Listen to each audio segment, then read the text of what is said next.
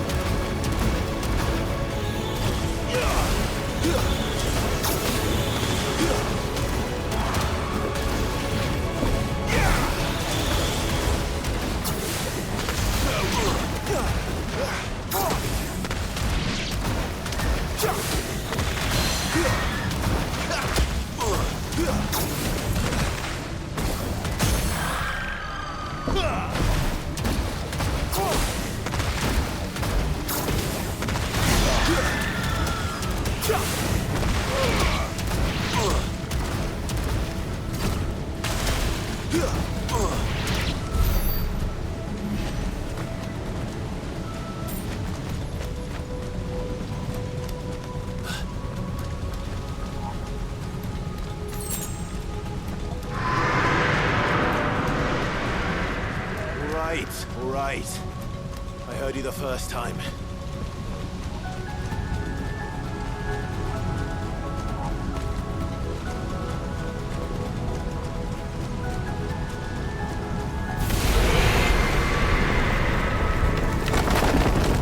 I'm not here to hurt you, Walliers!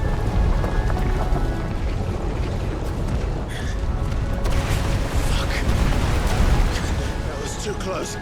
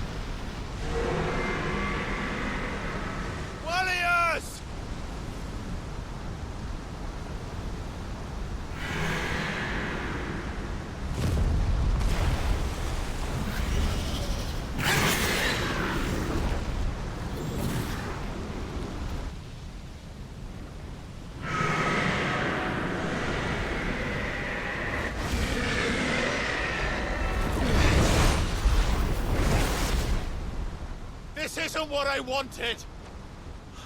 I only hope you can forgive me.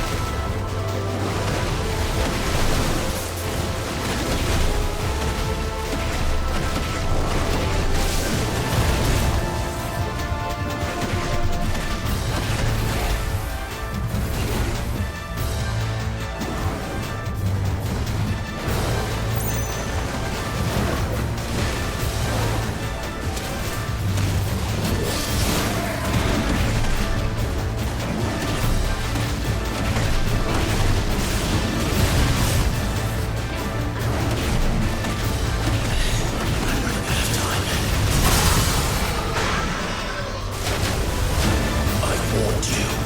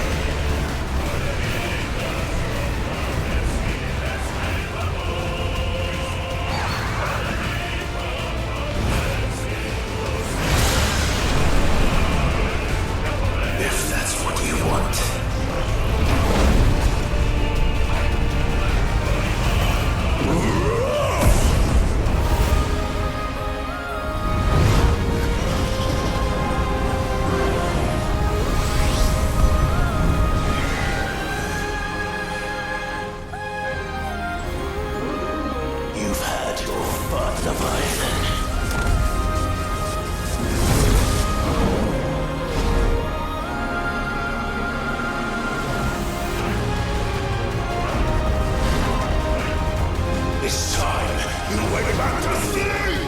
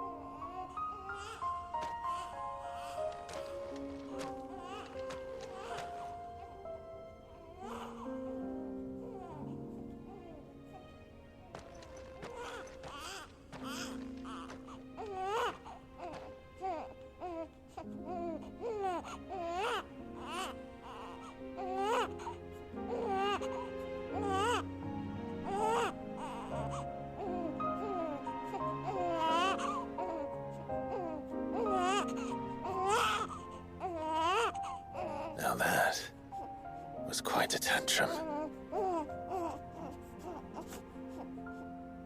Clive! Where is he?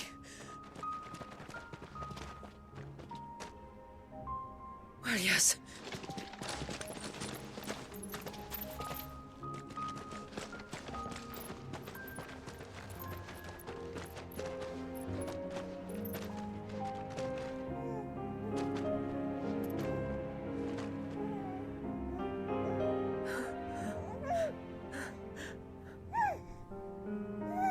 He's adorable.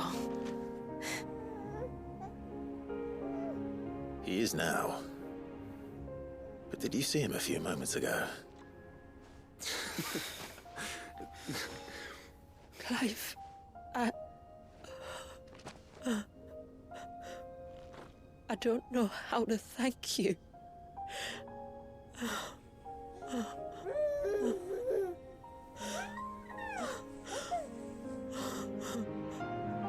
It's all right. We should find him a dry blanket, though. Wouldn't want the little monster catching a cold.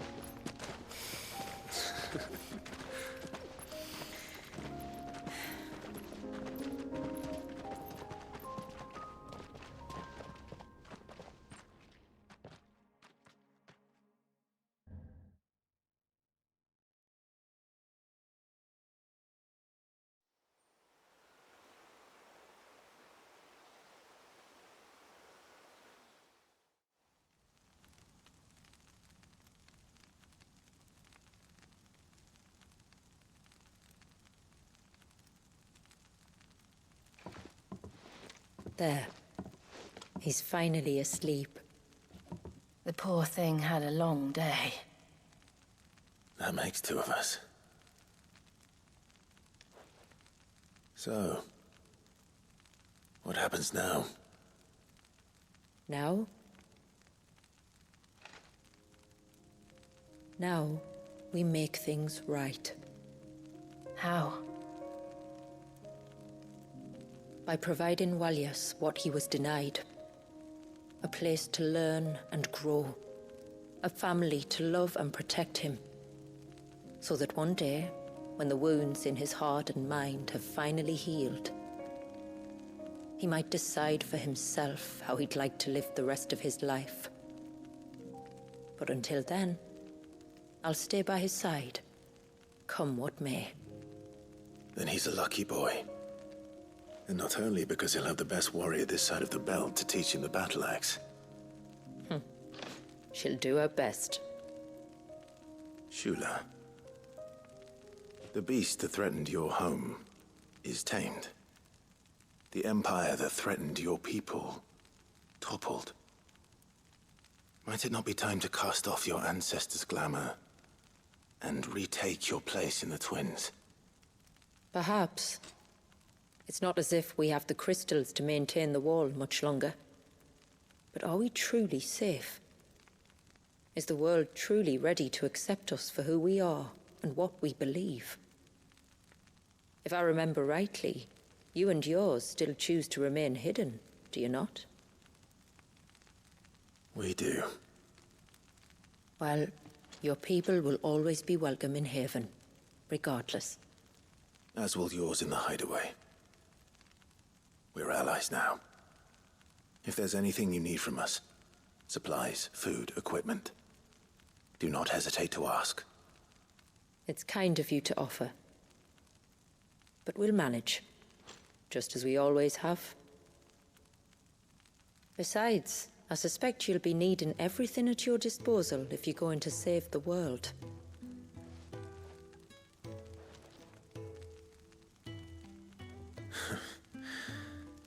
I fear much of it is past saving. The best we can do is strive to turn what's left into a world where we can all live as equals. A noble endeavor. And there'll be a place in this world for us, will there? For Walyas. For everyone. I swear it. Then we shall be waiting. Until the tides bear you back to shore.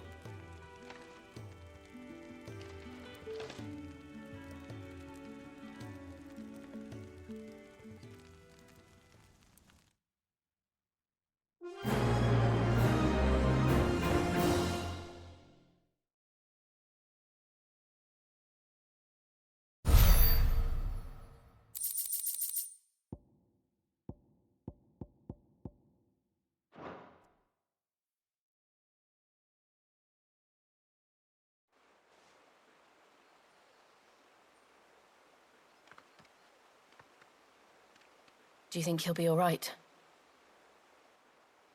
Well, yes. Only time will tell. But I can certainly think of worse places to spend one's childhood. The Moats of Water are a fine people, and they will take good care of him. Up by the Vare, Ultima spoke to me.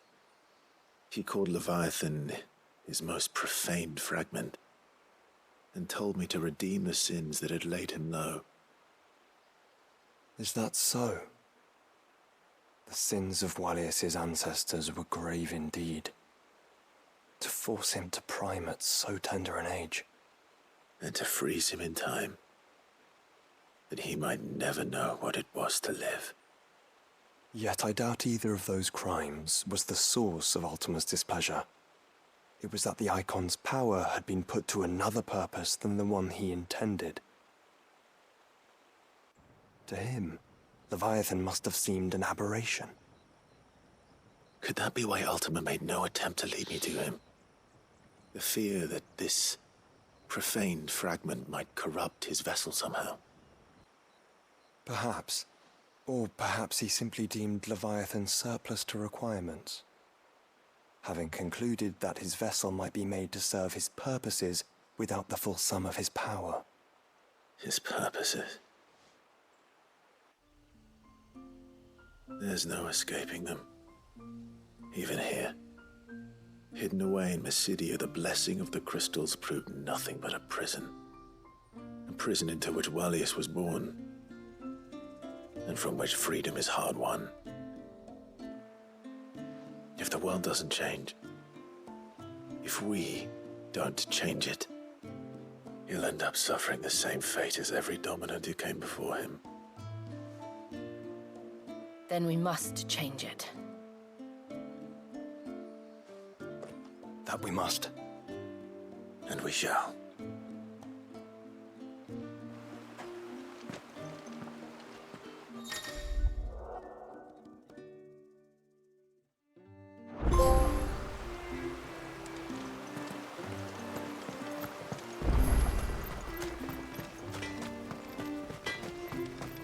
My friend, I have news. I think I might have found a way to break Talor's curse. Go on. Well, after listening to the village elders and scouring every likely-looking tome in the library,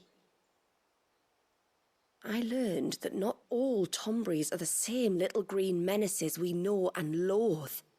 Apparently, a chosen few live to incredible ages and grow to many times the size of their counterparts.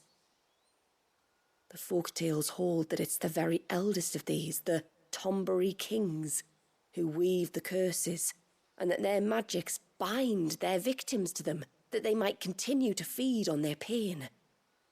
So if we slay the one that cast the curse, the feeding will cease. But that was my thinking, yes. Though I doubt it'll be easy. These kings are not just bigger, they're stronger too. And if the tales are true, their followers will defend them to the death. It is a perilous proposition, in short, but it may also be Talor's only hope. What say you? I'll do it. Even if killing this king doesn't break the curse, Mysidia will be a safer place for its removal. Thank you. So then, where will I find it? That, alas, I do not know. It must have woven the curse at the altar in Father's Fell, but as to where it is now... Fannet! You were the one asking about Tonburies, right? Because there's a whole bloody army of them out on the cloak! What? But why would they stray so far? And why now? There's only one way to find out. I'll head up the mountain and see what's going on. Right. Thank you. And please, be careful.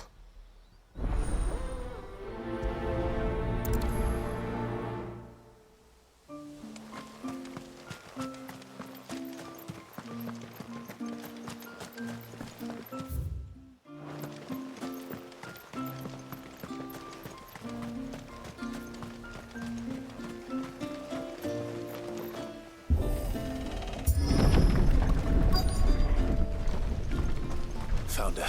They're almost at the gate. They won't be coming any closer.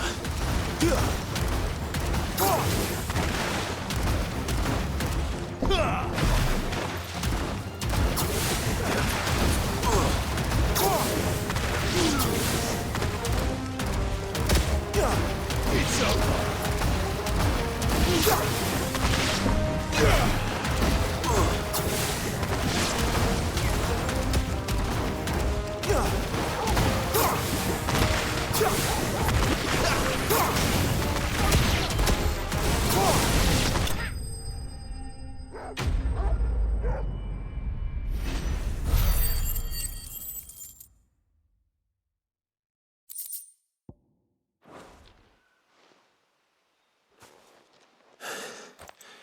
That should buy Haven some time at least.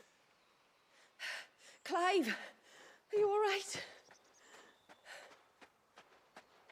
Fine. We've taken care of the immediate threat. Thank the tides.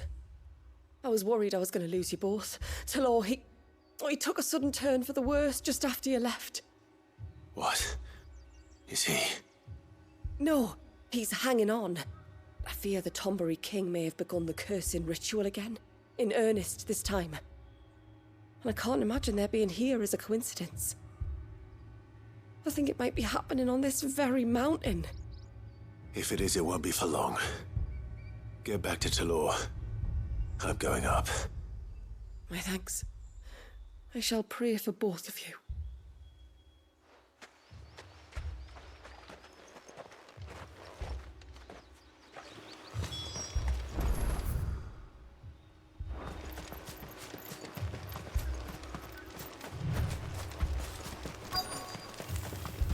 More of them.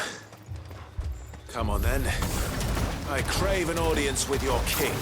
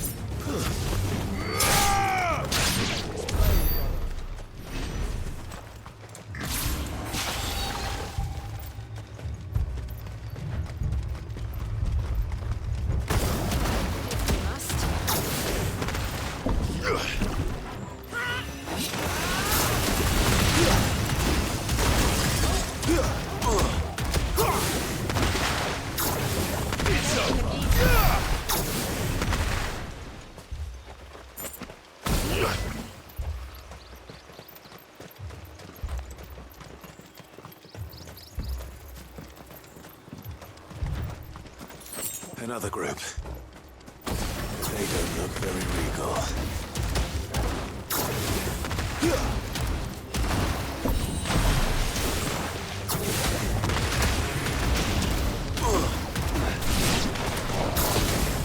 Finished. Farewell.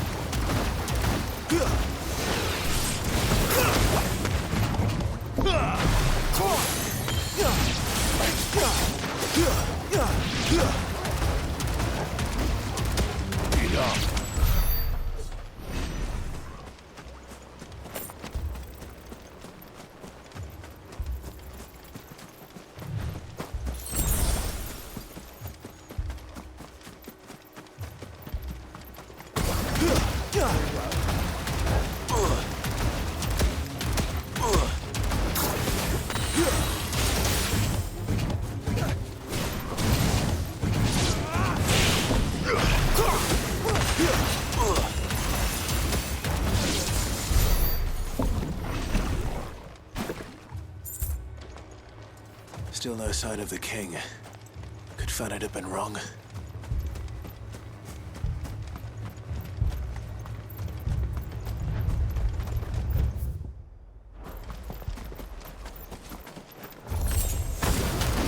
There's dozens of them. The king must be close. We'll have to take care of his followers first.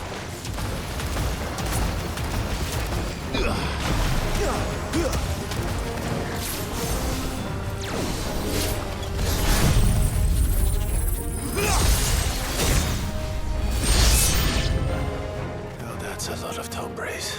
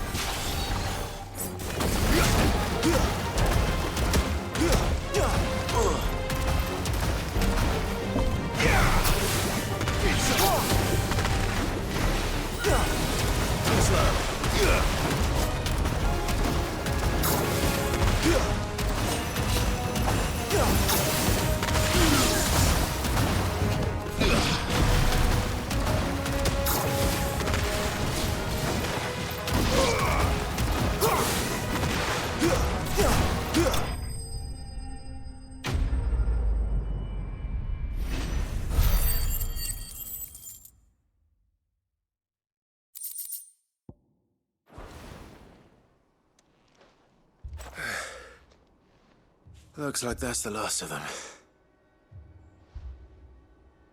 Out here, anyway. But beastmen do like dark places.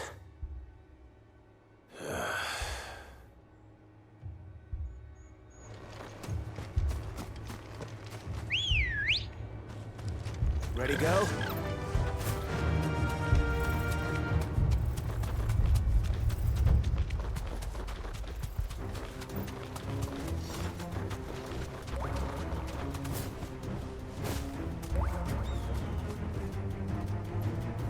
Straight home now.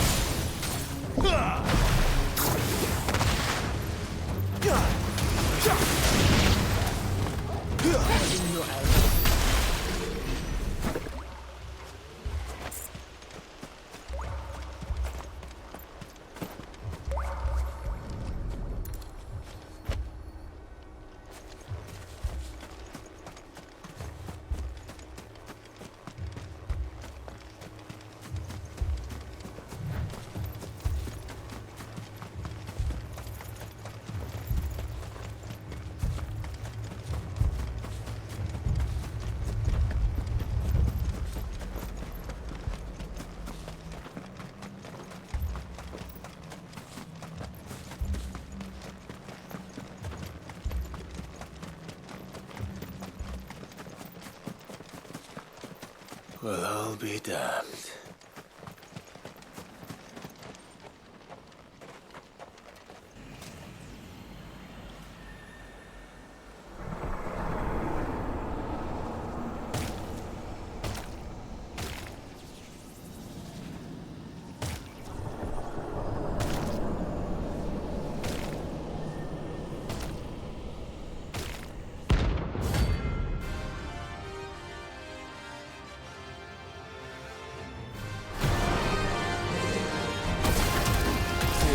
A crown.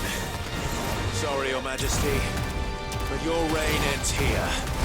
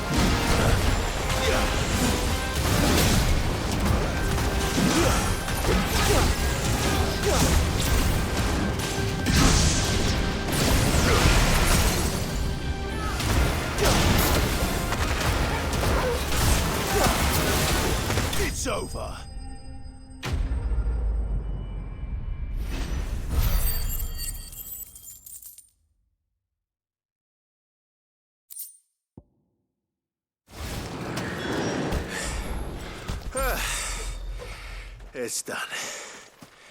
Which means the curse should be broken. Let's see how Talor's doing.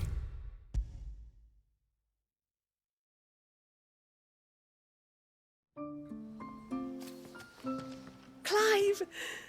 Is it done then? It is. I was going to ask if there had been any change in Talor's condition, but judging by that smile on your face, I think I already know the answer. You do? Talor! He's back!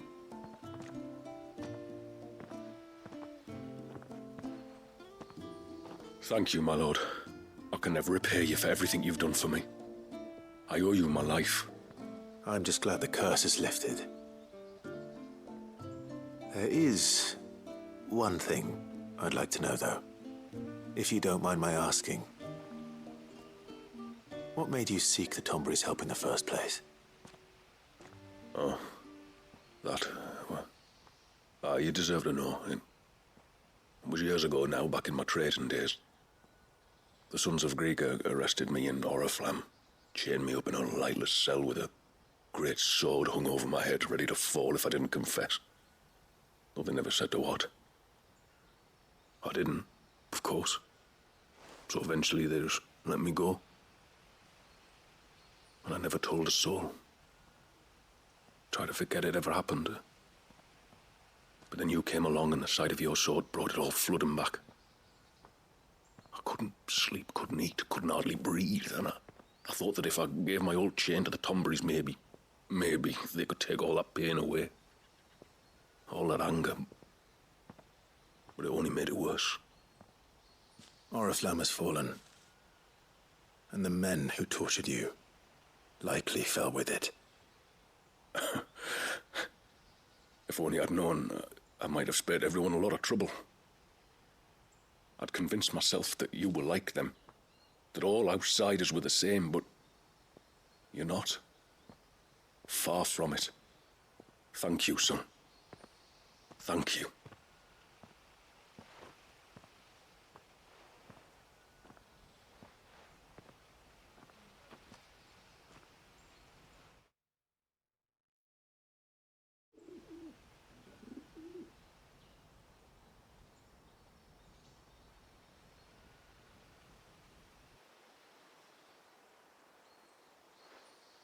Clive, there's something I need to tell you. After we parted ways on the path to the cloak, I went straight back to Talor and explained to him what you were doing on his behalf. And just like that, his pain began to fade. What do you mean? Just like that? The Tombury King would have still been alive. I had to contend with dozens of his minions before I found him. Then perhaps one of them warned him of your coming and he broke off his ritual. Or perhaps knowing that an outsider was fighting for him was what lifted the weight from Talor's heart. I know from experience that many illnesses are not wholly physical, but of the spirit, at least in part. Was there ever really a curse then? Or was Talor simply suffering from the pain of his memories? And the guilt of what he'd done? For all the difference it makes. I suppose we'll never know. Maybe not. But this much I do know. It was your strength and your selflessness that healed his heart in the end. I'll be sure to tell my healer friend when I get home.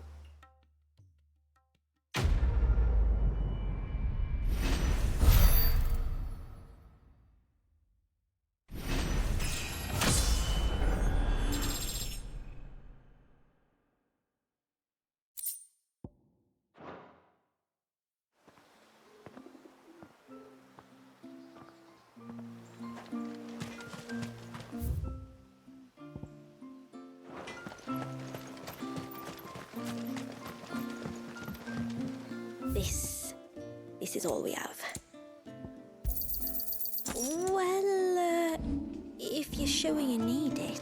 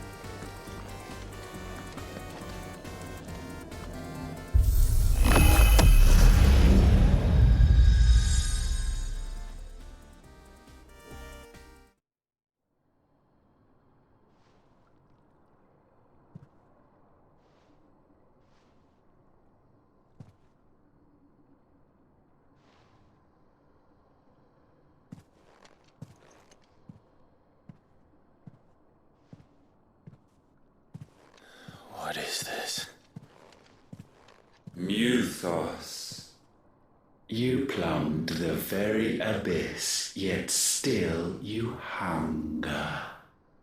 We are impressed. Is that so?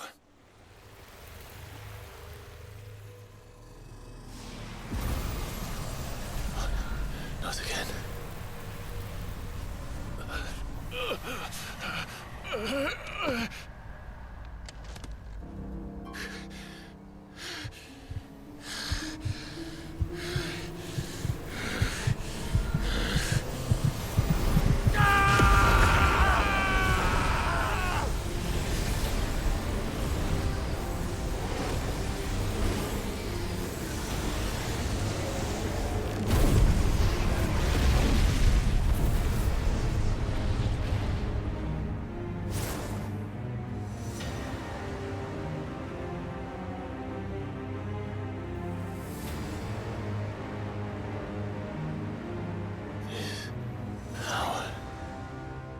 Is ours, and now it is yours. Consider it a gift from us to you, a taste of things to come. You still think I'm going to be your vessel?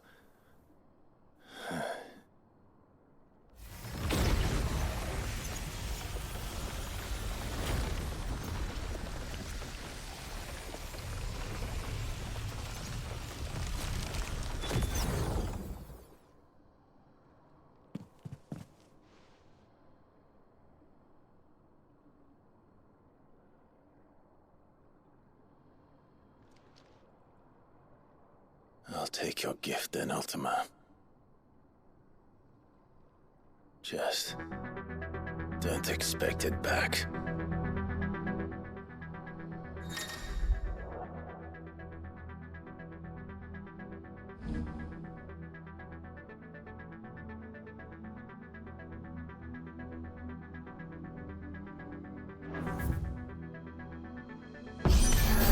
You hear me? I will never be yours!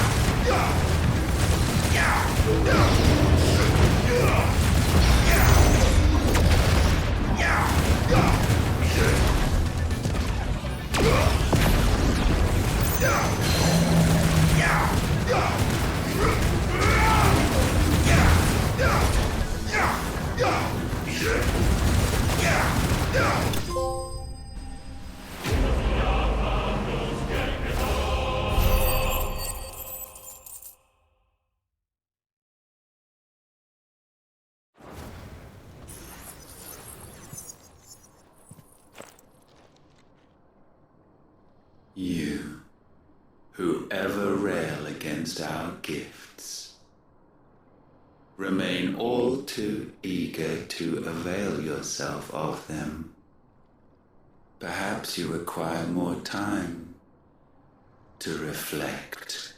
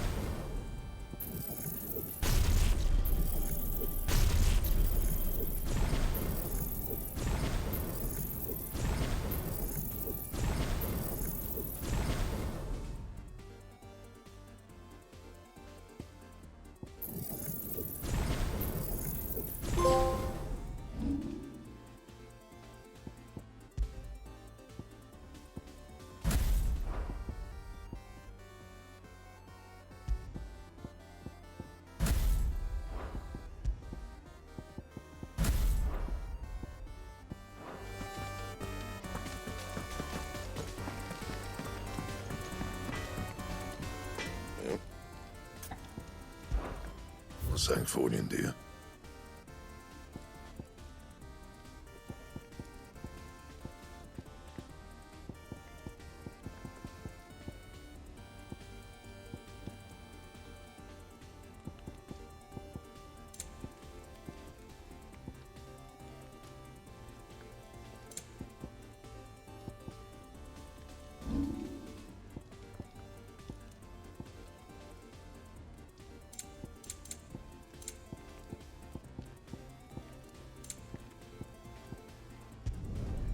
My best work, but it'll do. You can thank me later. My best work, but it'll do. You can thank me later.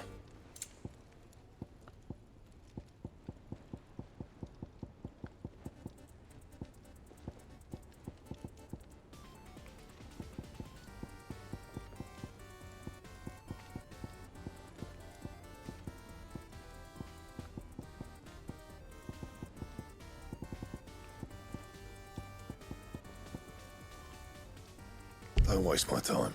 You ain't got the stuff. That it? Fine.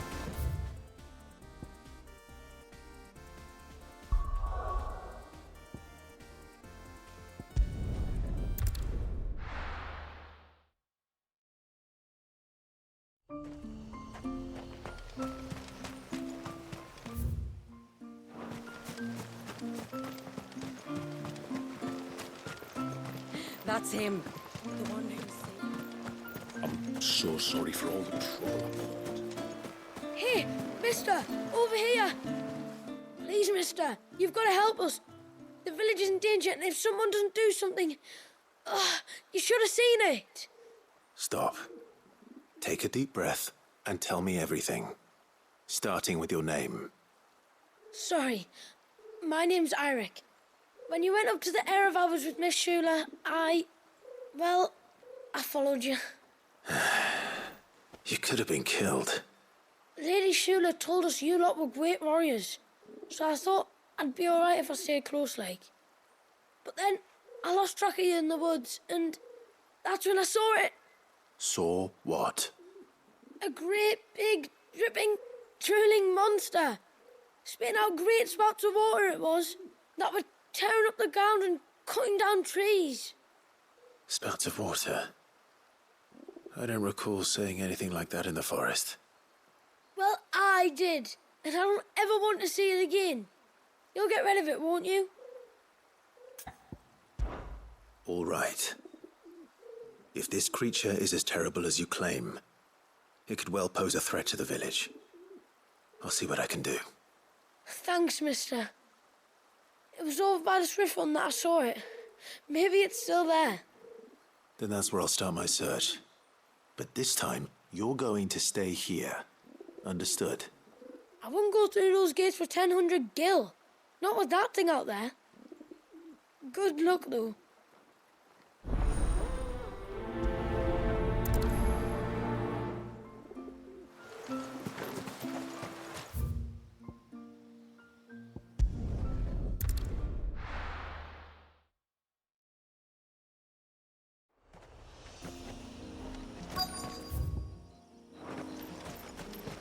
Is that the hunter?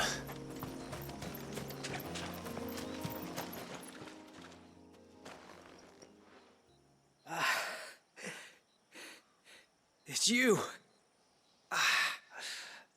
Nasev's savior. Are you all right? What happened? I was tracking an ibex when a great spout of water struck me square in the back. Sent me flying all the way across the clearing. Did you see what made it? No. All I heard was a noise. An ear-splitting din.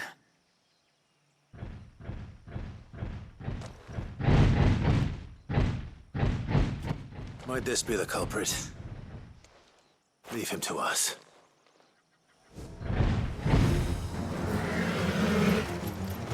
You've caused enough trouble.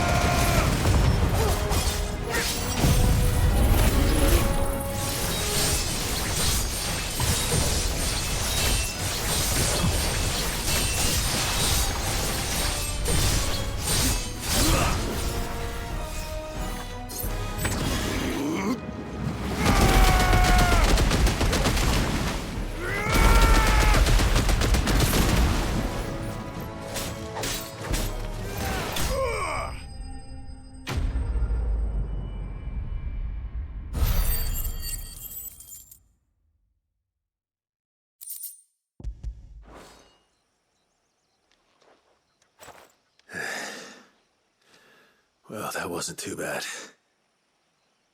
Hardly a threat to the village, but you can't blame the boy for being scared.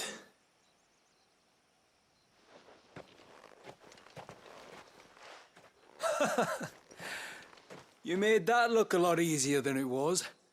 Do you think that was the beast which attacked you? That thing? Not a chance. Would have heard it coming a league away. And the blast of water that hit me was beyond anything an Archelon can manage. Oh. A boy from the village sent me in search of a beast that could conjure such things, but...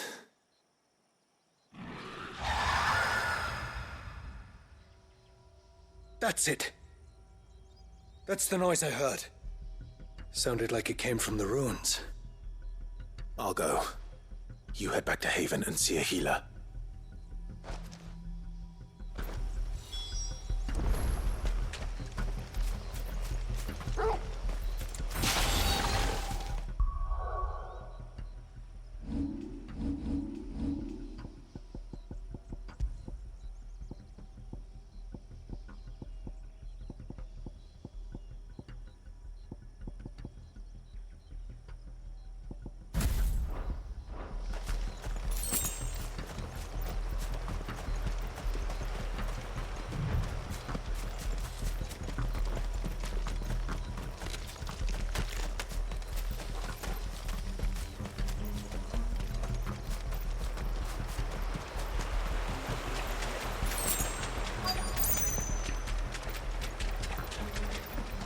What do we have here?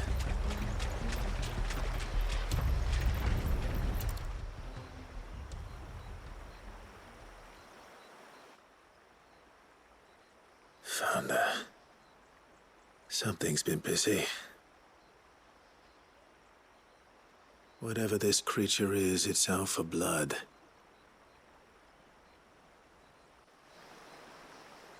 But it's not having ours.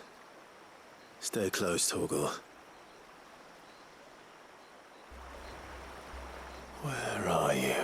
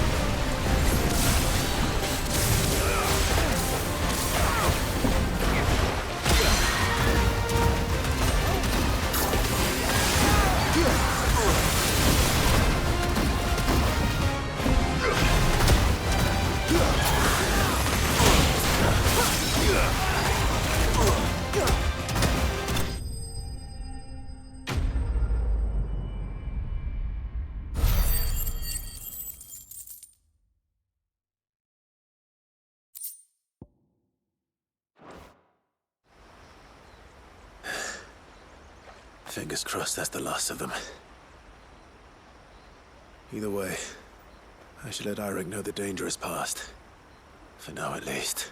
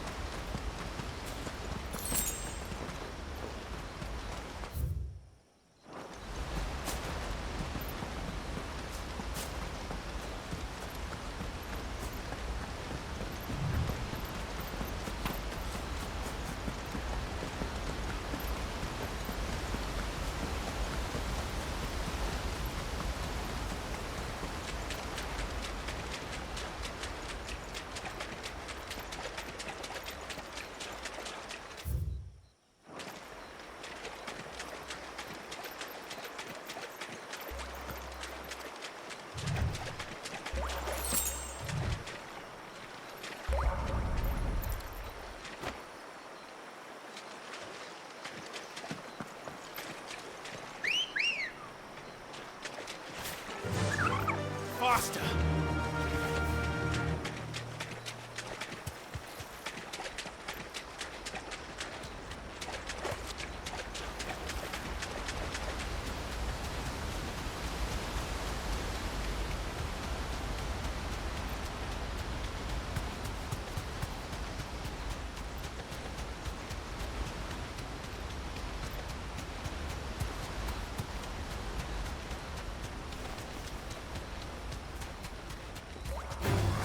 Time to fight. Straight home now.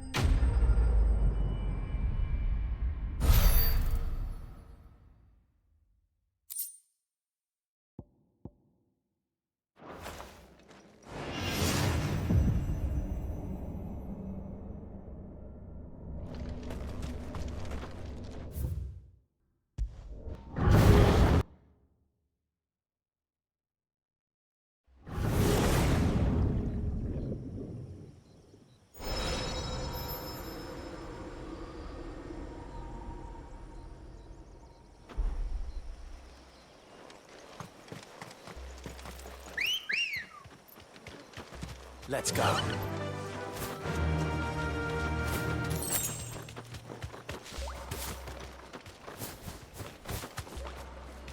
You deserve a rest.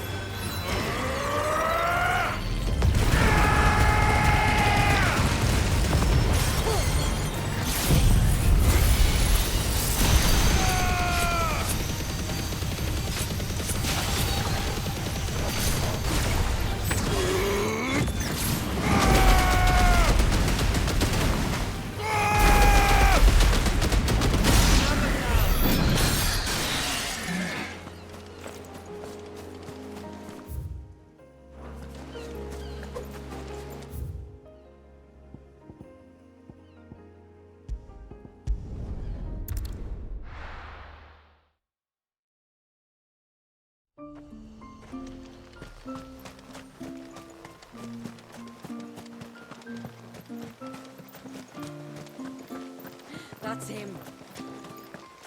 I'm so sorry for all the trouble I've caused. How many times do we have to tell you? You're back! So? Did you find the fiend that attacked me and young Eirik here? I did. It won't be troubling you anymore. Yes! I knew you'd get it. Only because you warned me of its existence.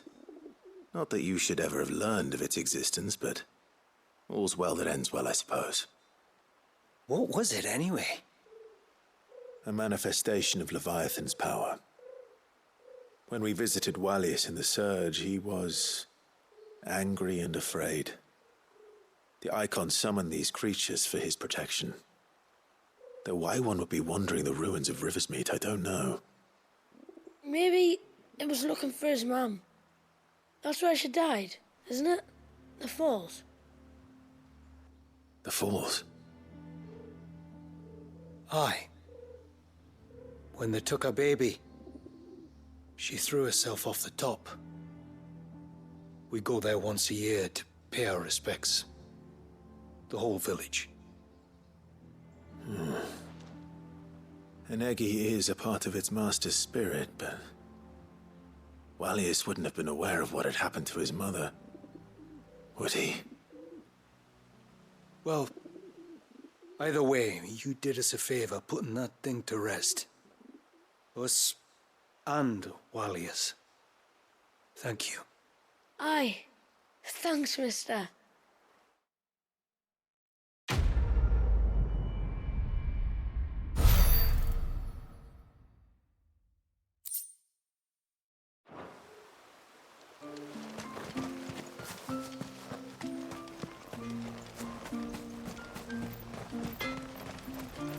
Reckon my steel's just as good as any.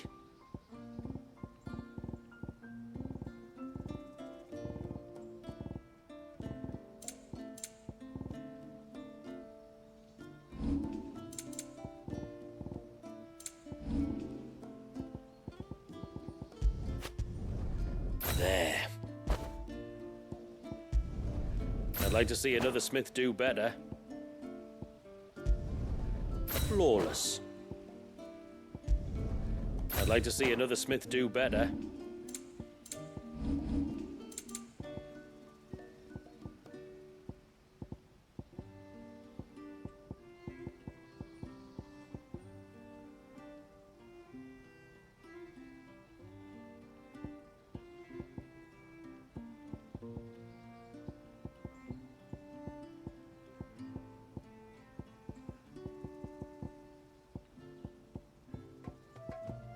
good tide to you. It is good to have him back.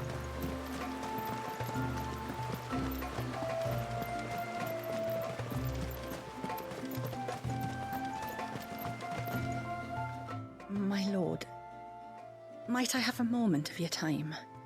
I would beg of you a service. Certainly. What is it? It's a long story.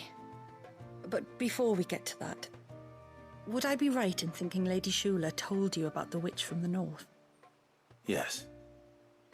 She said that your ancestors found her here, and that it was she who taught them the spell to stop time. She was like Wallius, you know. A dominant. The Warden of Ice. My great-grandmother suspected as much. She cared for the poor woman when the end was near. And it was she whose duty became to attend her grave. A duty that was passed down to me. I see. And the service you would beg of me?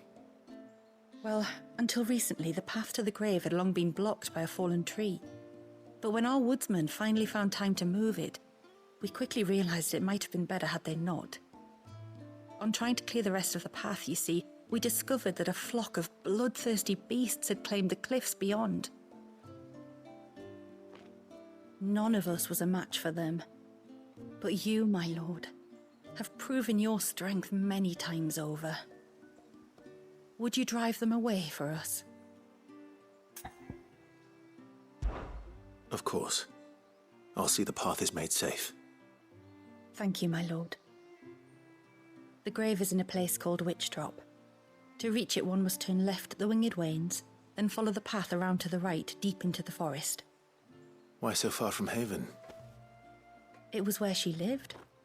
When our ancestors first came to Mysidia, they found her there, in an old abandoned village, and it was her heartfelt wish to return there in death. So when she passed away, my great-grandmother had a stone erected for her on the cliffs overlooking the place she once called home. How thoughtful. Well then, no time like the present. Left at the ships, then round to the right, you said. Just so. Thank you once again, my lord. I will join you at the grave anon.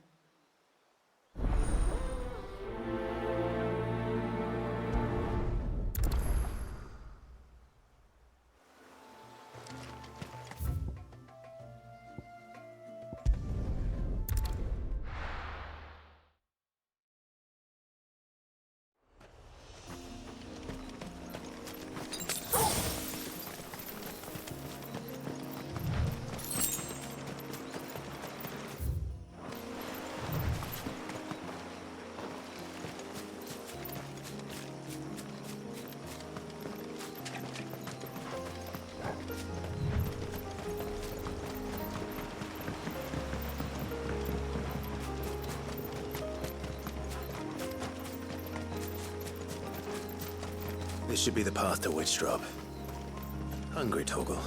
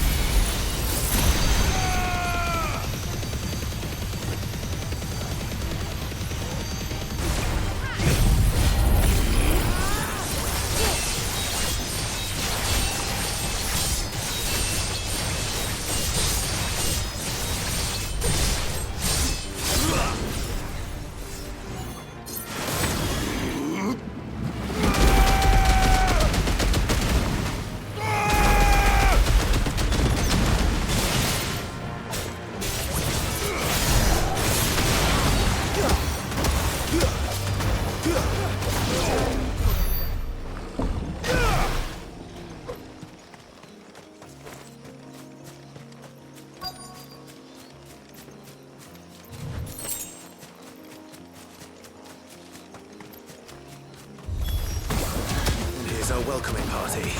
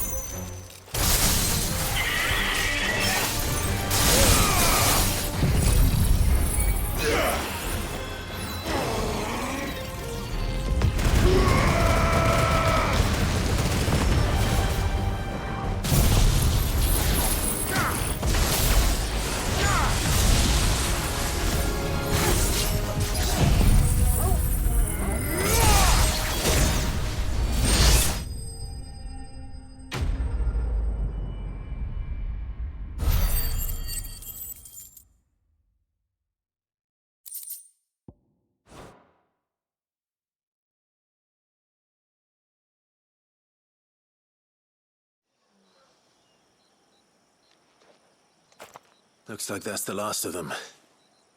Now, where's the grave?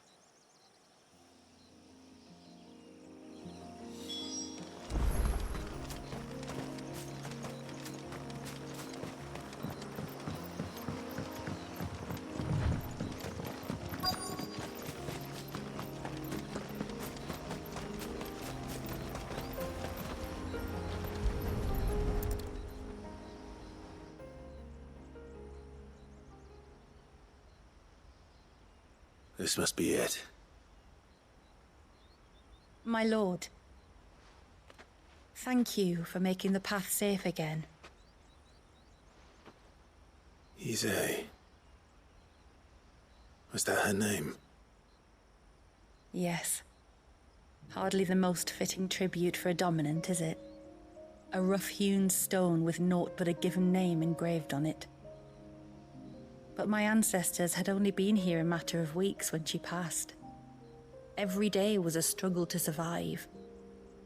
They had neither the time nor the energy to devote to a more elaborate memorial.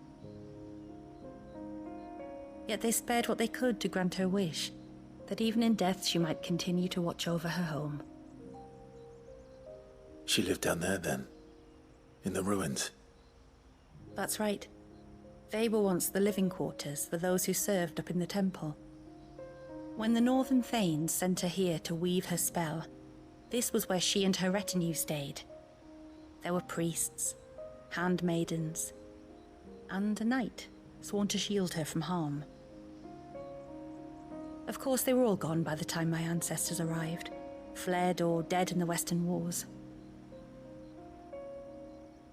All except Ise, who remained till the end. Alone. Indeed. At least, that is the story as it's been handed down in Haven. But there is an epilogue to the tale. One known only to Lady Shula and myself. Some years after Ise's passing, you see, my grandmother came here to tend the grave, and found a stranger kneeling before it. A knight, dressed head to toe in plate. She asked of him who he was and whence he had come, but received no answer. The only words he spoke were, "Tell me true, whose grave is this?" So she told him of how her people had met and cared for Ise, and how she had died. His only reaction was to stare up at the air of hours in silence. Then he left, never to be seen again. You said he was wearing plate. Was it black and gold? Do you know something of him? When we went up to the Air of Hours to unravel the spell, we were set upon by a shade in the shape of a knight in full plate. It manifested in front of the Vare, and in its ether, I felt Shiva, the witch. You think this may have been the same man my great-grandmother met? Issei's knight? I don't know. Maybe. All I can say for sure is it was intent on protecting her creation. Or perhaps her spirit. What remained of her ether, preserved in the Vare. Perhaps his spirit too became enraveled in her spell, frozen in an eternal vigil. Till we ended it. If the shade you fought was Issei's knight, then ending it was the greatest gift you could have given him. Now he can return to the sea, to be with his lady once more. And if his spirit should ever return here to visit her grave, I shall ask his name, that I might carve it in the stone next to hers. That they might be together. Once and for all.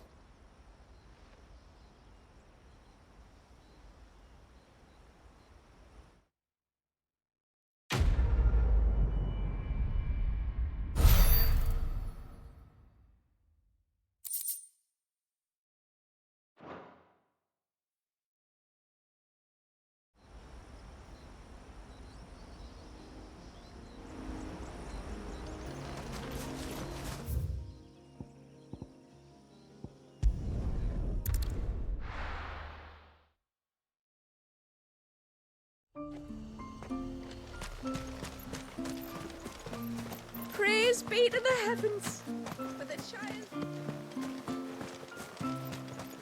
That's him, the one who saved us. When you've decided what you want, just let me know.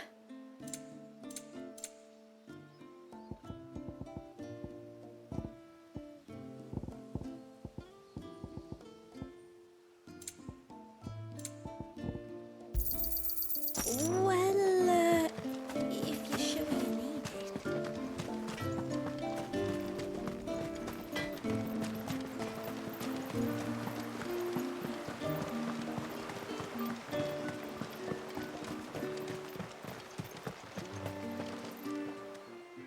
You wouldn't happen to have some time on your hands, would you, Clive?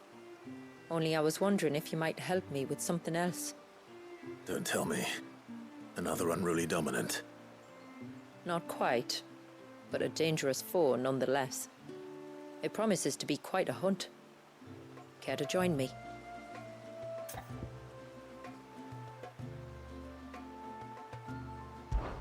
All right.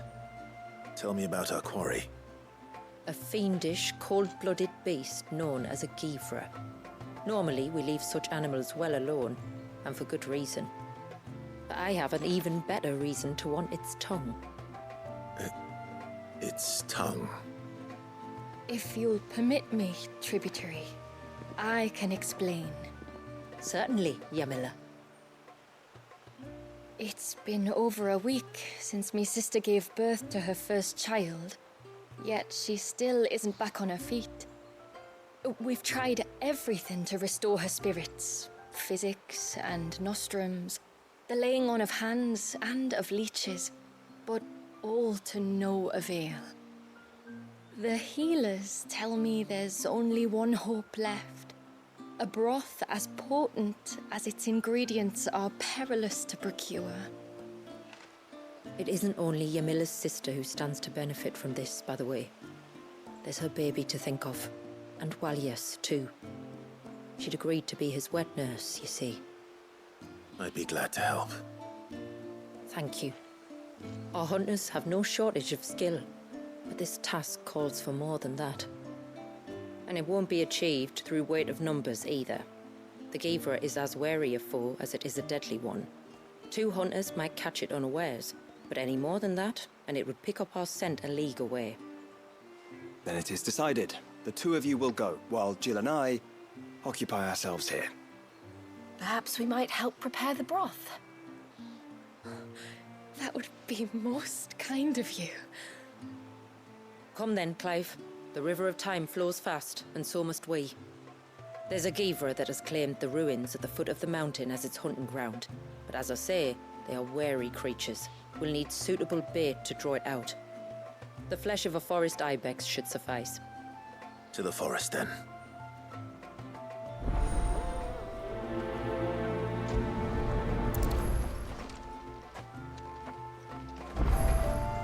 There's nothing that Gavra loves more than a fat haunch of ibex. There speaks the voice of experience. Do you hunt often? Since I was a girl, my father would take me. Then after he returned to the sea, Yamila's father. Our families have always been close. Even if her sister wasn't Walius's wet nurse, I couldn't stand by and watch her suffer. Ages that was.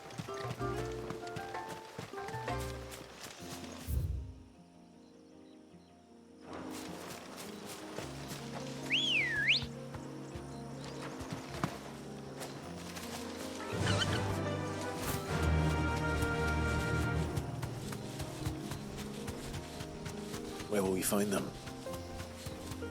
Further in.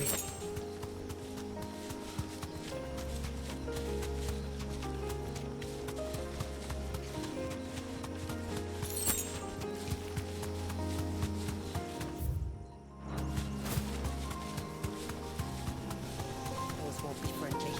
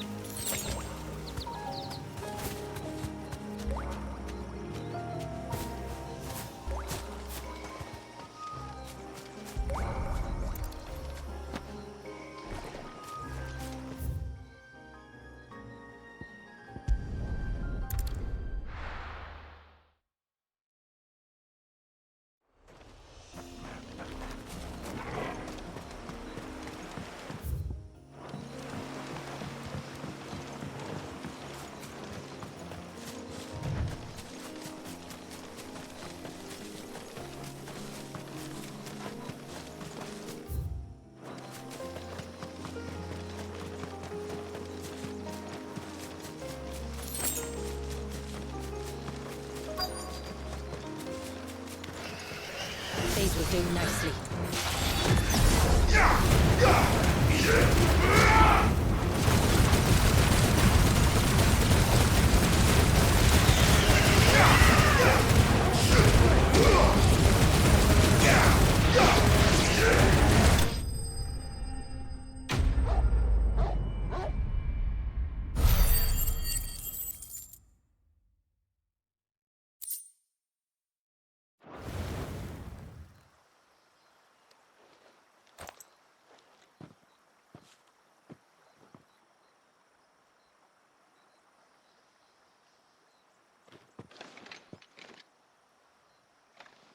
Return to the sea, and to the clouds rise again.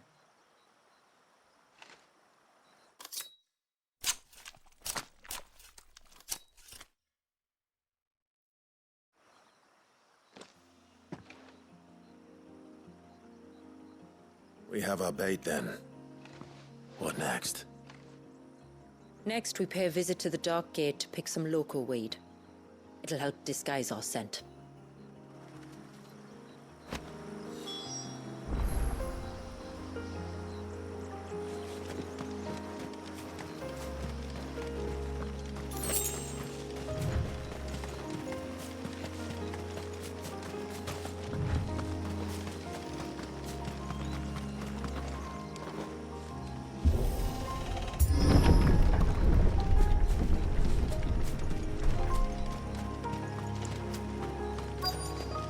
There should be a sprig or two of loco weed growing somewhere around here. Look for the golden leaves.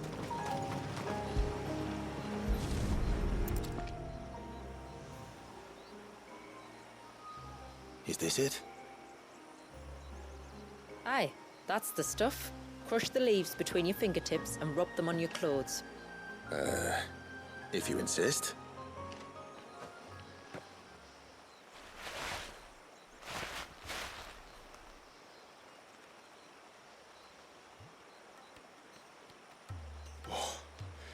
You could have warned me about the smell. Like corruption, isn't it? We'll have an honor guard of flies before long. But it'll stop the Gavra from noticing us. Its nose will tell it we're nothing but a feast for worms. Oh, I feel so much better. We can wash it off afterwards. If there's one good thing about the Givra choosing the ruins for its hunting ground, it's that there's plenty of fresh water nearby.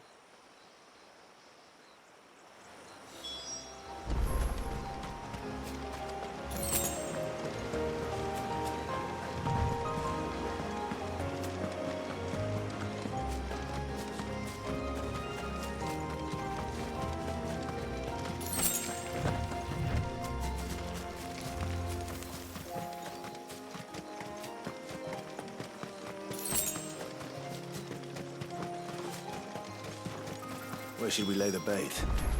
Givras are creatures of habit. Look for some sign of its passing. It's sure to return to the same place sooner or later.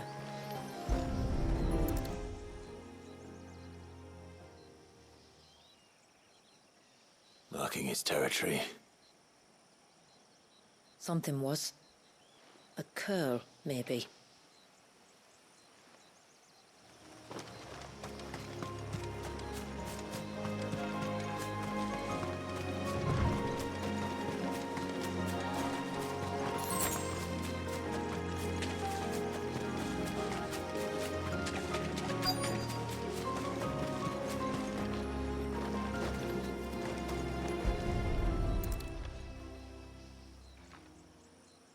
A fresh kill. But not a Givras. The wounds are too clean, too small.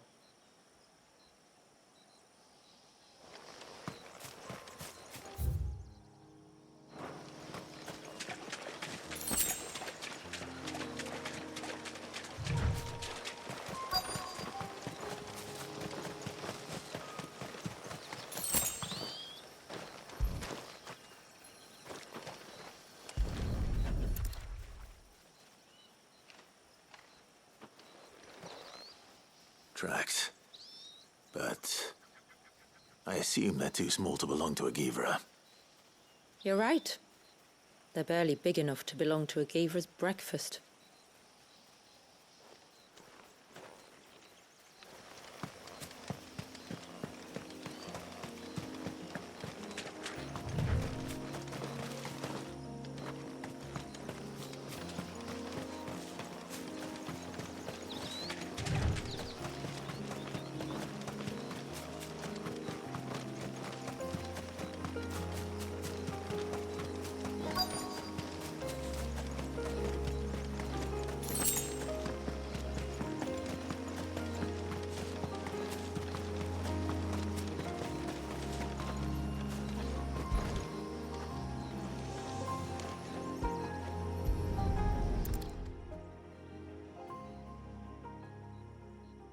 These look like a predator's tracks. You can clearly make out the claws. But not just any claws. These belong to a Givra. There's no mistaking them. We'll lay the bait here. Let's hope our friend is hungry.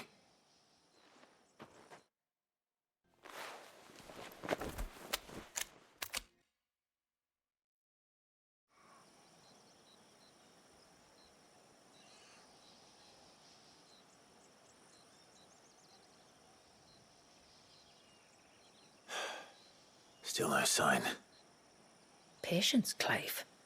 Hunting's not something you can rush. Have you stalked these beasts before? Once. Givras are fast, so the job called for a bearer. But even with my knack, it was a close-run thing. Not many leaders would take such risks for their people. Says the man who battled an Eikon to save a boy he barely knew. It is the way of the motes of water to use what gifts we've been given for the good of all. And I gather it's your way too. It was Sid, the man whose name I bear.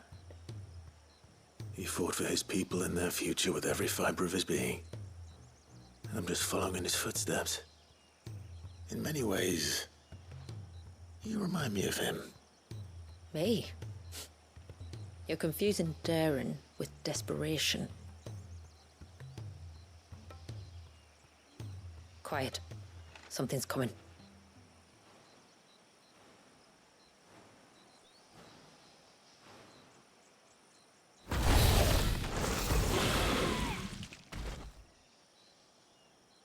guest has finally arrived. Shall we greet him?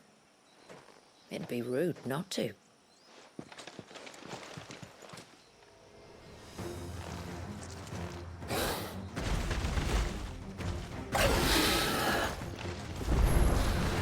Don't let it escape.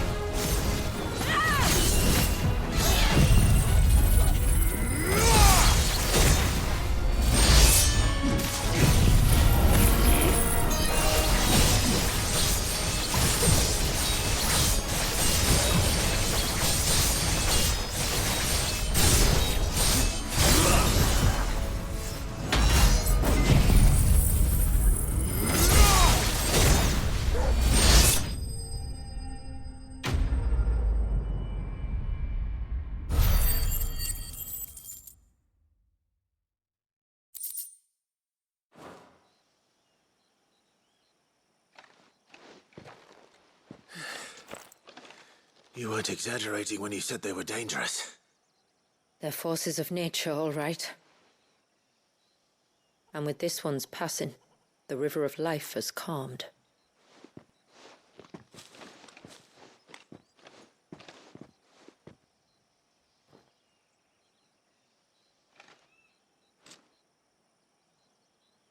O roaring torrent, son of storms, may your spirit run free in the open ocean.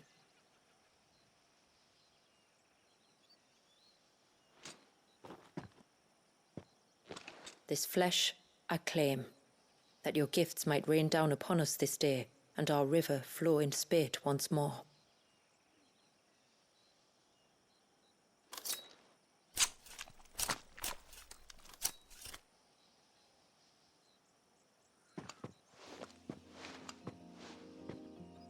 Well then, let's return to the village. We must get this tongue to Yamila before it spoils.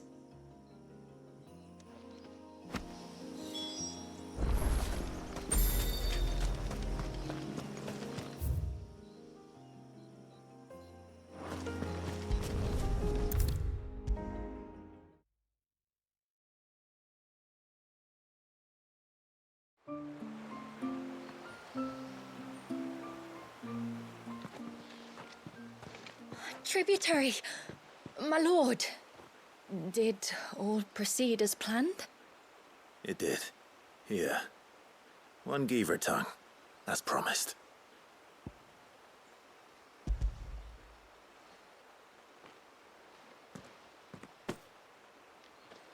Oh, thank you.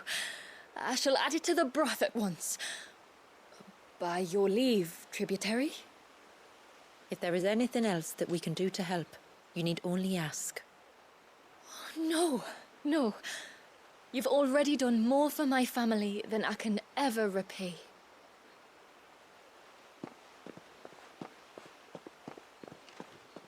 Just as you have, Clive, for my family. I only regret that I have nothing to offer you in return but my gratitude. It's more than enough. Besides, I'm no less grateful to you. For what? For welcoming my friends and I into your midst. For showing us how your people live. For reminding me that the world we strive to create, where bearers can live alongside their fellow men in peace and comfort, is no mere fantasy. I'd hardly call it comfort. Every day is a struggle. Though we do at least struggle together, it's true. As must we all. I only ask that you remember the cost of using your gifts as a bearer. I know that you feel it's your duty to do whatever you can to help your people. But you have a child to think about now. And Wallis has lost enough. I shall bear that in mind. That's all I ask. Oh, and if there is anything else that we can do to help, well, you know. Thank you. Truly.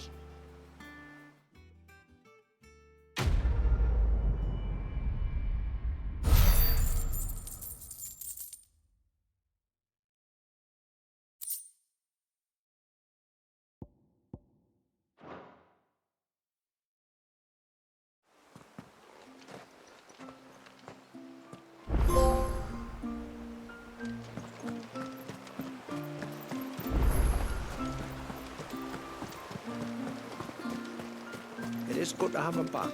You know the lad wants to.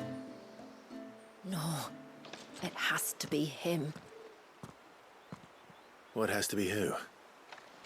If you, don't mind my asking. It's not your asking, I mind. It's my explaining. But I don't see any other way around it.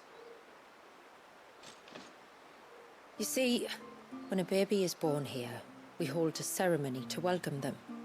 The rite of immersion, we call it. But I don't know whether Wallius was ever afforded that courtesy. What is abundantly clear, though, is that my ancestors never welcomed him as one of us. And I want to change that. The problem is, the ceremony requires 3 ministrators, the baby's parents and a witness.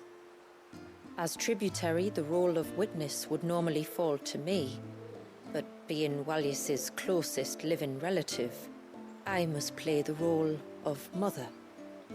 So you want me to serve as witness in your stead? That's right. A witness must be a trusty guardian, ready to steer the child through the stormy waters of life and on to tranquility. Which is why I thought of you. It would be my honor. Thank you, Clive. So, if you will serve as mother and I as witness, who will take on the father's role? I have a younger brother. He should be making ready for the rite as we speak, though whether he is or not. Let me introduce you. Please do. If he's anything like his sister, I'm sure we'll get on famously. I'll bid him come to the Witten Hall. Will you wait for us there? Gladly.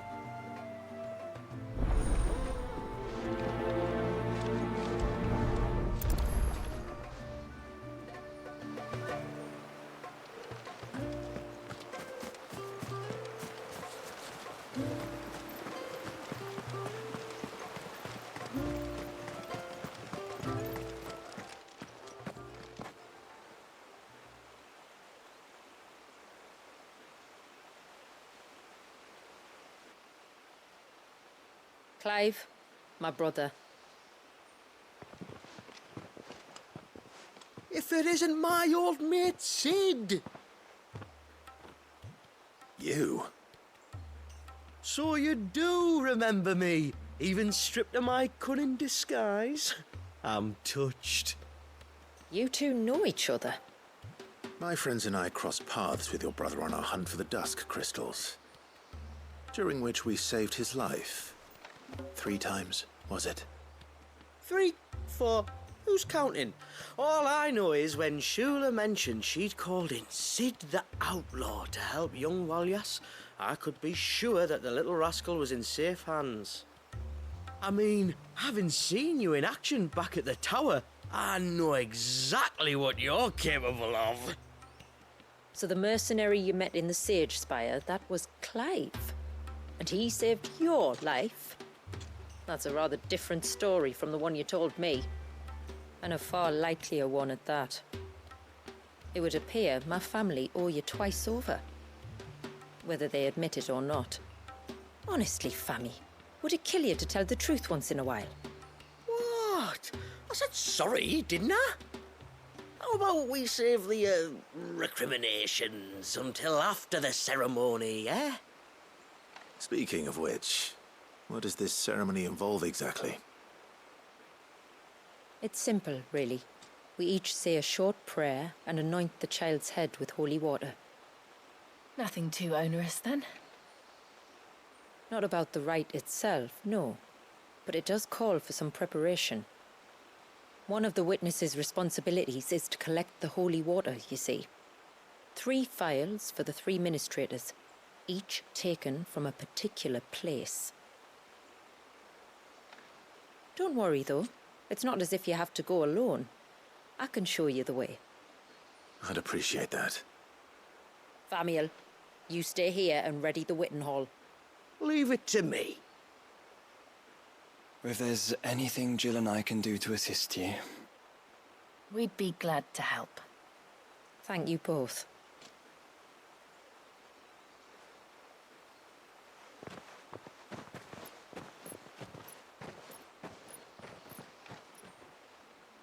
All right then, let's get started, shall we? There are 3 types of holy water that we must collect. The water of the mountain, of the river, and of the sea. We take the water of the mountain from the spring atop Maiden's March. The water of the river from the course that flows through the ruins of Riversmeet. And the water of the sea from the shallows of Tailwind Bay. Here are the phials we'll be using in the ceremony.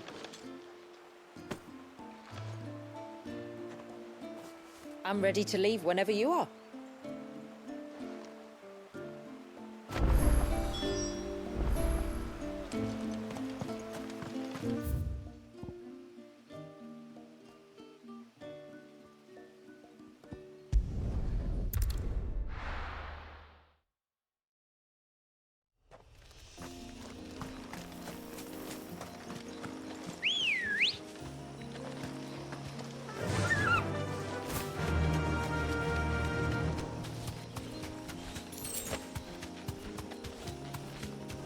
Careful.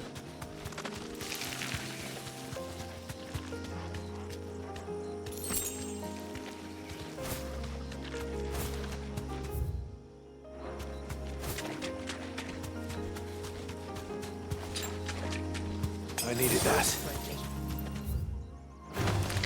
Time to fight.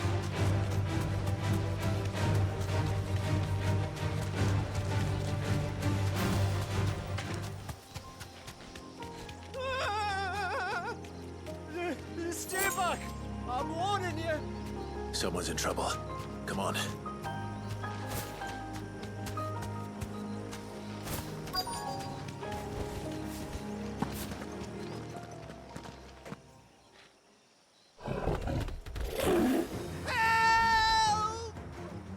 Help! What help? Nobody's coming to... Help? We're here to help. Keep its attention on us. I'll do more than that.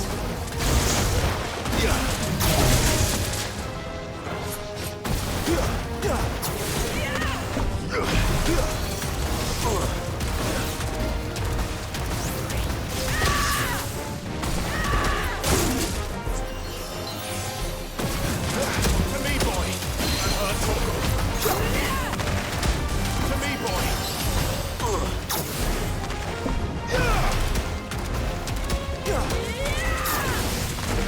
Let's try.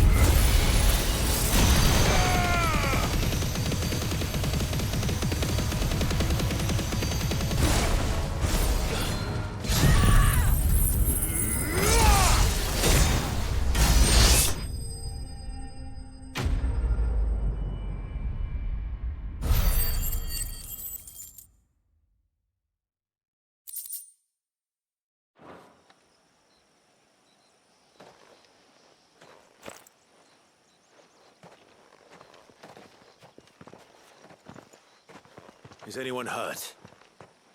Oh, Sid! Thank all the clouds in the heavens you came. You saved us. Again! Would you two care to explain what you're doing up here? The chief sent us to fetch incense for the ceremony. So the Witten Hall smells nice. For the little Ben. You mean to tell me you braved this den of deadly beasts for some tree sap? You don't have to do everything he says, you know. Or if you must, at least have the good sense to ask one of our hunters to accompany you. We're sorry. It's fine. Just go back to the village before you get yourselves into any more trouble. Right you are. Oh, and thanks and that.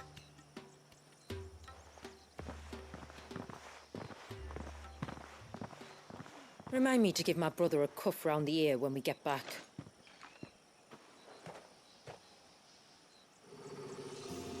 Right then. Let's collect this water, shall we?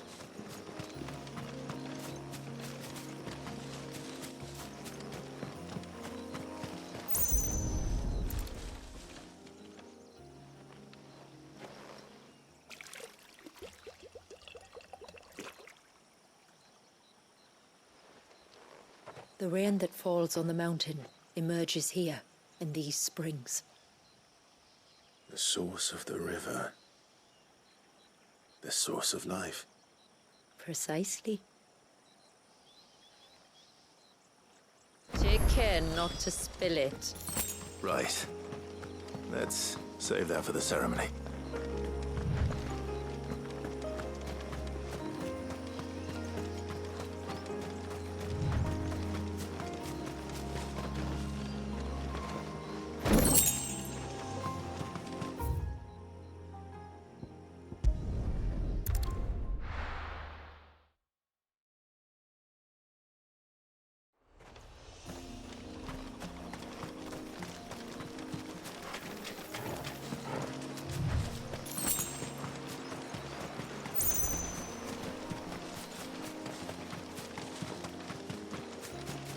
Careful. We can collect the water of the river from here. All right.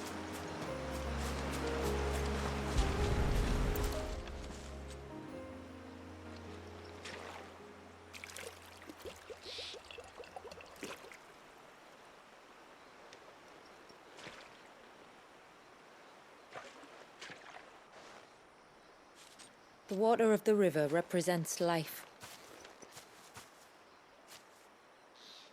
It is constantly moving, constantly changing.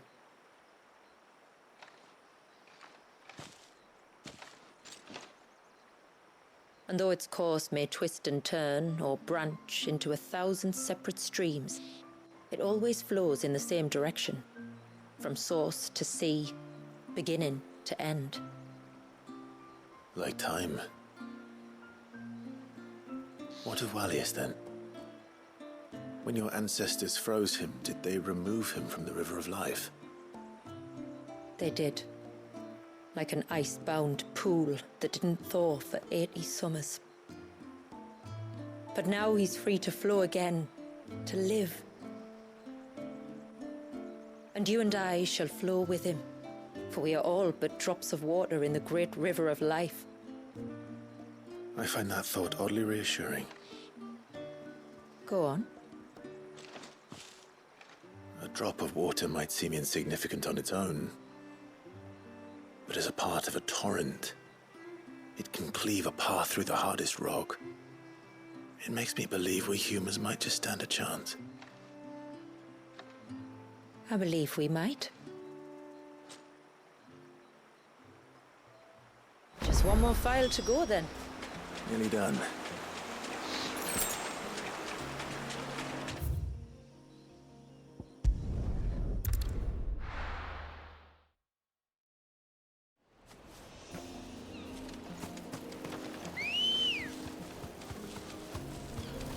Let's go. Fly, Ambrosia.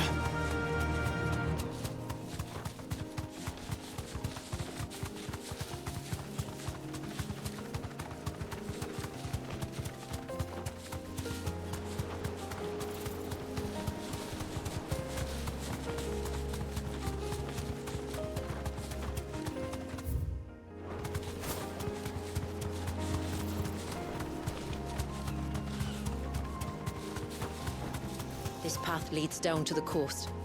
Usually we keep this gate shut tight, but since this is a special occasion...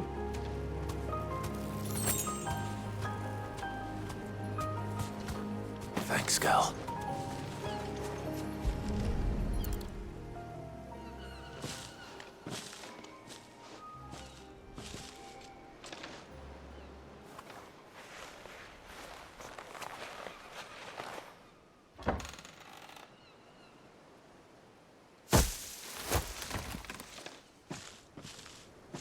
Thank the tides the weather held. This place can be treacherous when the waves are high. If it weren't for the holy water, no one would ever come down here. I'll be sure to watch my step.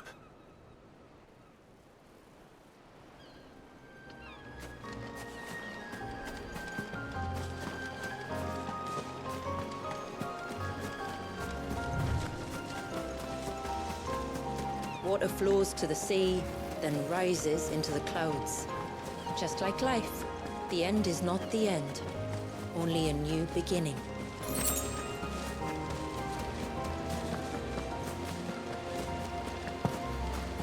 My ancestors chose this place because it was where the first boat landed.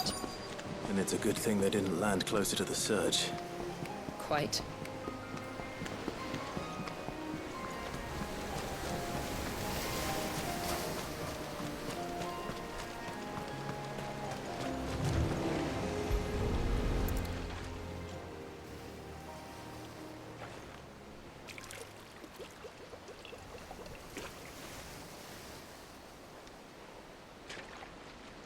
The water of the sea.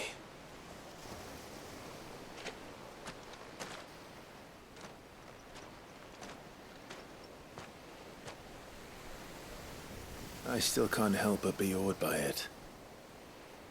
Oh?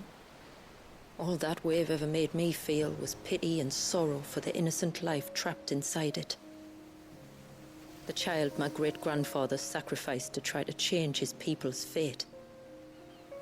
It was wrong, an unforgivable sin. But I often wonder, will my descendants ever forgive me for what I have done? As tributary, I've faced many difficult choices. And though I've always striven to do what's best for my people, here we live in poverty, hidden away from the world. So have my choices denied them a better life, just as my ancestors denied Walyas his? No. You would not forcibly sacrifice one of your people to save the others. You do the best you can for all of them, as do I. We share in their woes, just as we share in their joys. And the most we can do is try to bring them more of the latter. Aye, you're right. And try I shall, to bring all of my people a better tomorrow.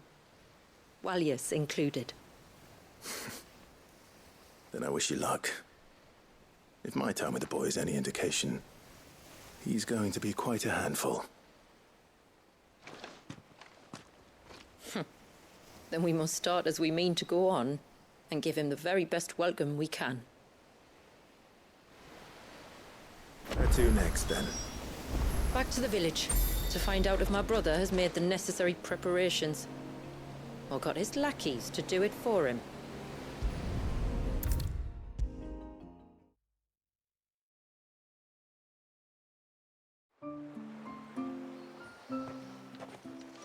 We have the holy water. Is everything else in place? All ready to go. Told you you could count on me. Then let us begin. Famiel, have your men summon everyone to the Witten Hall. Right you are. Ashula, wait. I don't know the words. Don't worry. There aren't many of them. We'll have time enough to practice before people arrive.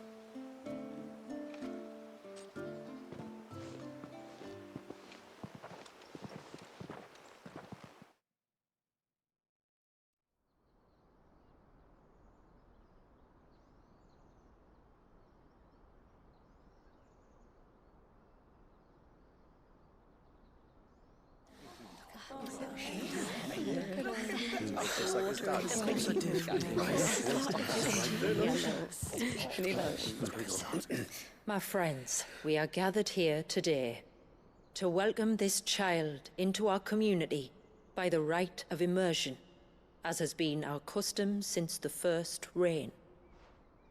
As tributary, I would normally perform the rite with the child's parents, but Walius's mother and father returned to the sea long ago. So I and my brother Famiel shall serve as his family, while the one who returned him to us shall bear witness in my stead. Clive, if you would step forward.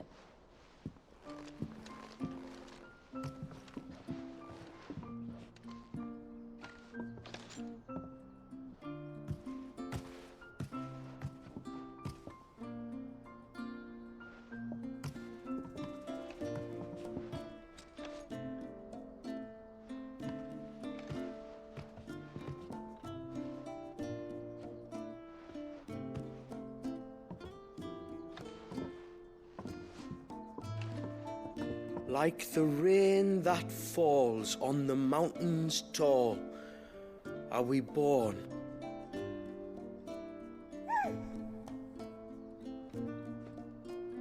Like the river that flows through the valleys below, do we live.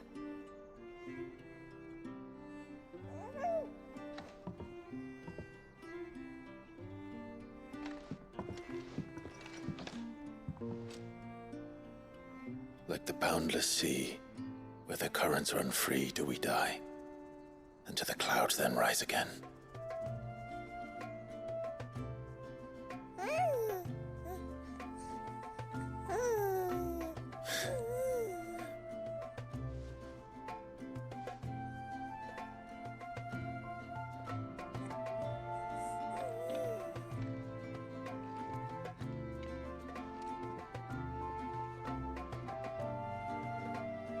The circle of water is the circle of life, and today from the heavens falls rain anew. This child, Walius, now joins our stream, and he shall flow with us from the mountains to the sea.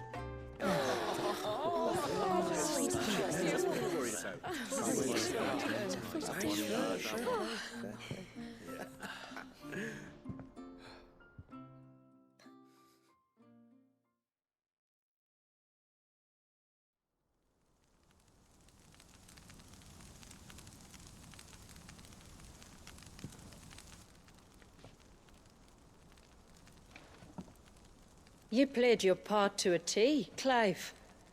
Thank you. It means a lot to us. I was honored to be asked, and terrified I'd miss. Now that you're part of the family, young Walius, my lad. Uncle Famiel can teach you the ways of the world. Oh no, he can't. Eh? Don't be so hasty. Your brother's knack for self-preservation might serve him well. Ha! You are never going to let me live that down, are you?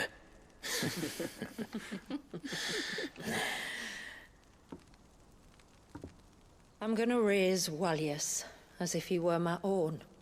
Teach him everything I know about life, our people, and our past. But with all the mother crystals gone, he will grow up in a world without comforts. One where we only have ourselves and each other to rely on. I'd say your people are better prepared than most to survive in such a world, Shula.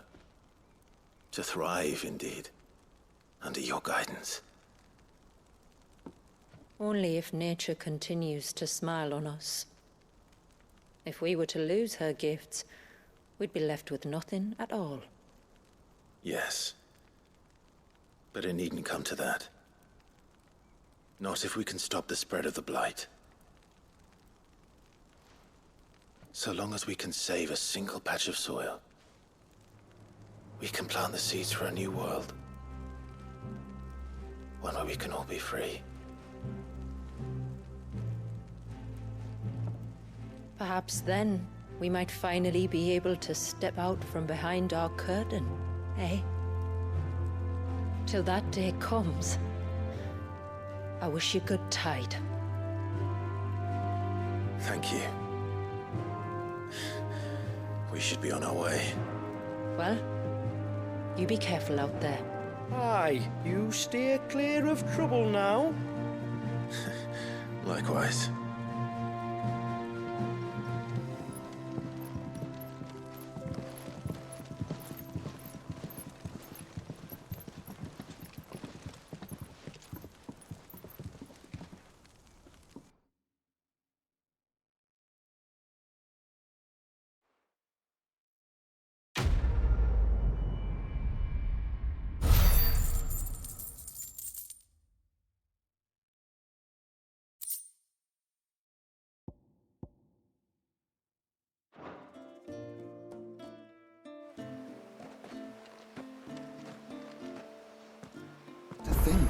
We must be the first outsiders to have witnessed that rite in over a century. Wallius has been waiting for it for nearly as long. He seemed pleased to be finally rejoining the family. Now all we have to do is save that family. To change our river's course.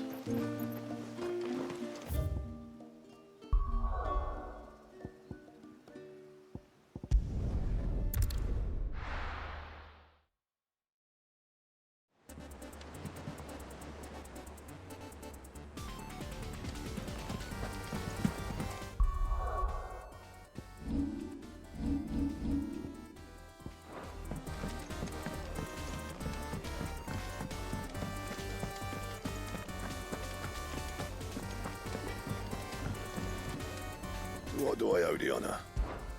What do you want?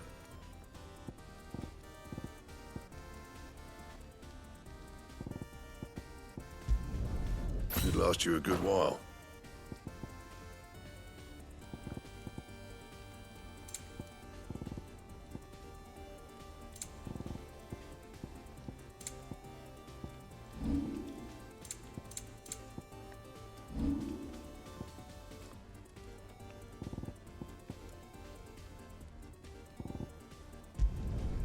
Not bad, if I do say so myself.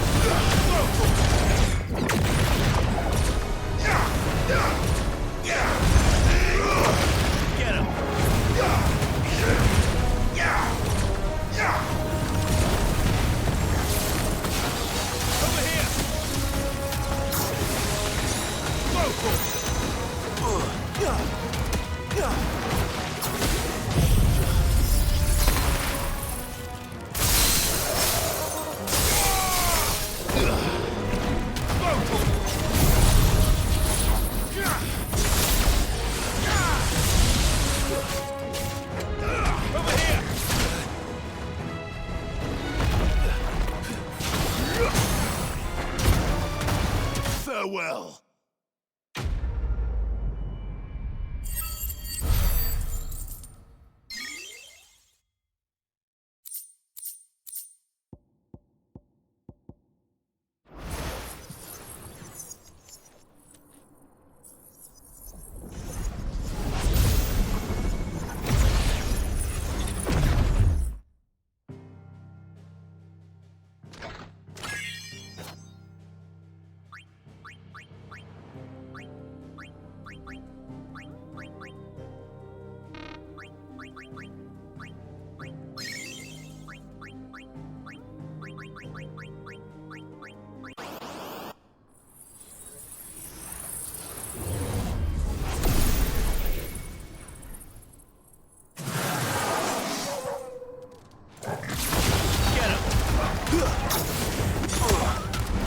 This one.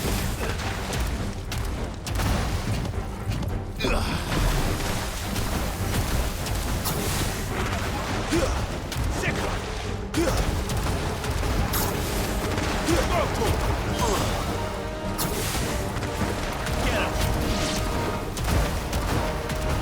Attack. Second. This one.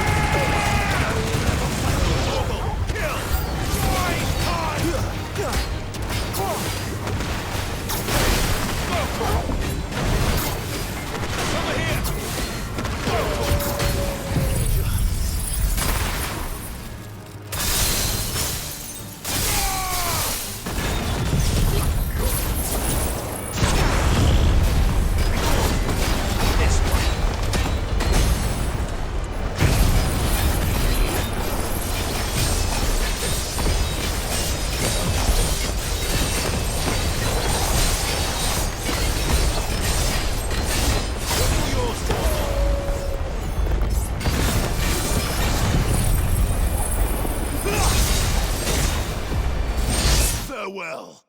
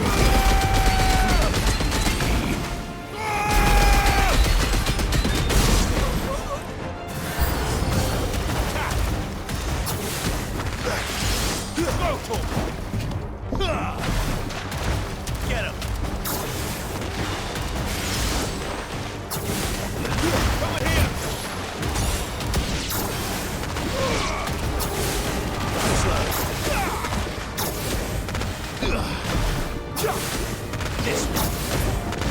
Go for it. Get him. Go for it. Over here. Sick him. Sick him. Go for it.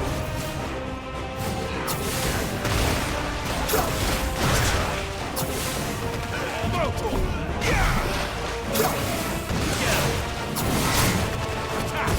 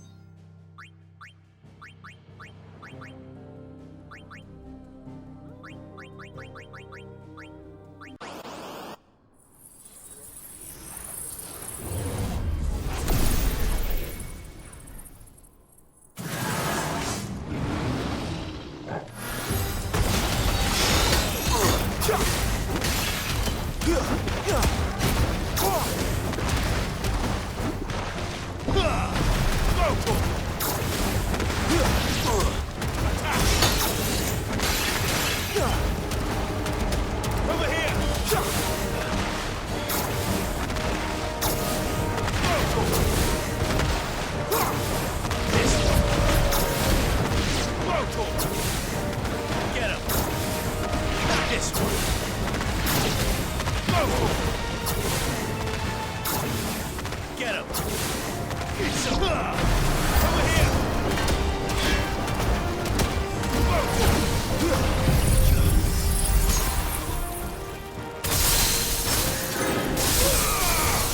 Get him! Over here!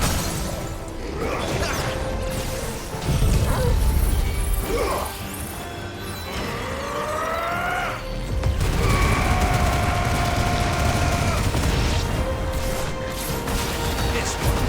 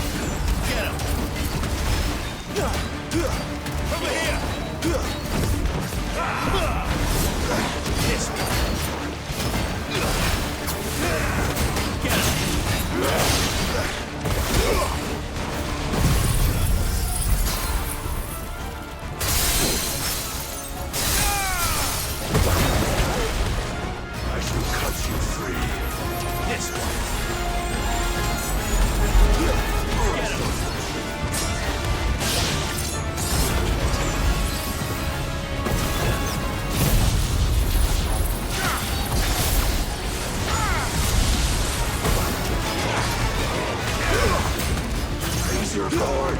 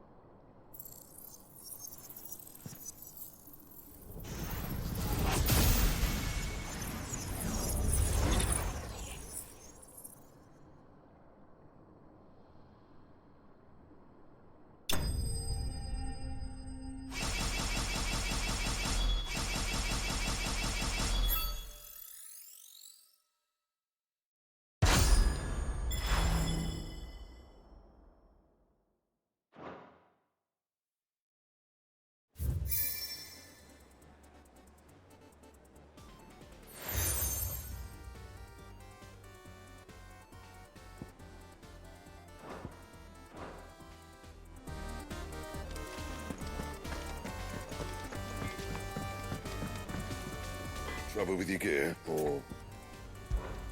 What do you want? Not bad, if I do say so myself. No scratches, right? Not bad, if I do say so myself.